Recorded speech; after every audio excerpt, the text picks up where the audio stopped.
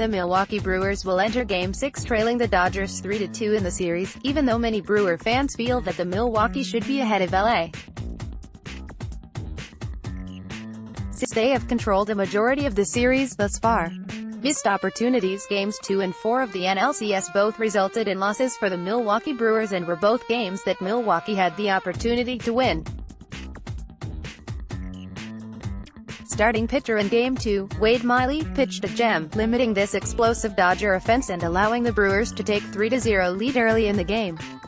Miley went 5 2/3 innings, giving up just 2 hits, no walks, and didn't allow any runs. Unfortunately, the Brewers' usually very reliable bullpen had an uncharacteristically poor performance. Corbin Burns came in to relieve Miley and gave up 2 quick runs. That was followed by Jeremy Jeffress giving up the eventual game-winning 2-run homer. The Milwaukee Brewers let another potential victory get away from them in Game 4. Once again, the pitching staff did a phenomenal job, allowing just 7 hits and 13 innings and holding the Dodgers to just 1 run for most of the game. However, the Brewer bats were cold. Over the 13 innings in Game 4, the Brewers managed just 8 hits and struggled with runners in scoring position. The Milwaukee offense was unable to take advantage of another stellar performance from the pitching staff. Offense continues to struggle honoring the NLCS. Many of the questions surrounding the Milwaukee Brewers was about their starting pitchers and whether or not they had enough depth to compete with the Dodgers.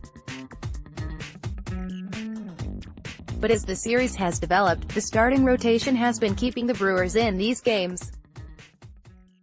For the 5 games, Milwaukee has a team ERA of 2.83 and has held this Dodgers offense to 3.2 runs per game. During the regular season, LA averaged over 5 runs per game. Offensive production for Milwaukee has been a different story. Over the 3 games in LA,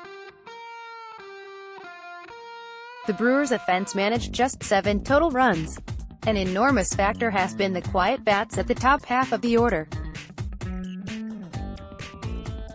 Christian Yelich, Lorenzo Cain, Mike Moustakas, and Jesus Aguilar are combined 16 for 84 this series, giving them a combined batting average of .190. Focusing on Game 6, as ugly as it may have looked at times, the Milwaukee Brewers are still sitting in a good position to move on to the World Series. But it all starts with forgetting about the 3 games in Los Angeles and focusing on what's in front of them. Milwaukee gets to come home to a raucous Miller Park crowd that has played a big factor in pumping this team up. The Brewers were able to win an NL Best 51 games at home during the regular season and have a 3-1 record at home during the postseason. Offensively as difficult as it can be, they need to wipe out the last few games from their memories. In big moments it can be easy to press when at the plate, which is a contributor to their current struggles. This Milwaukee Brewers offense is too good to be slowed down for an entire series and has the ability to get hot at any moment.